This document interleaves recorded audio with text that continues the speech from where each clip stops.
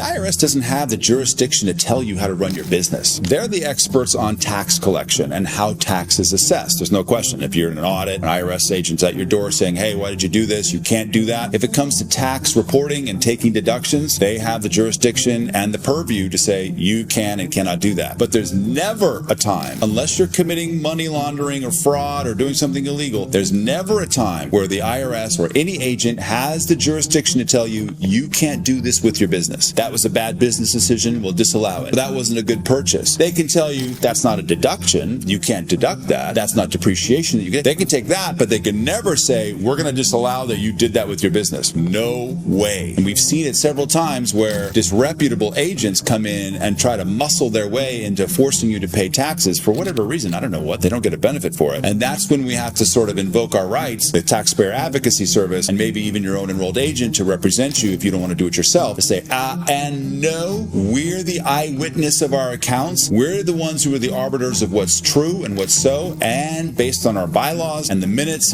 elected by the managers or the directors, this is what we can and cannot do, and we have the freedom to do business in the way that we see fit. You're the experts in taxes. We'll pay our taxes, but don't tell us how to run our business because you don't have the right to do it.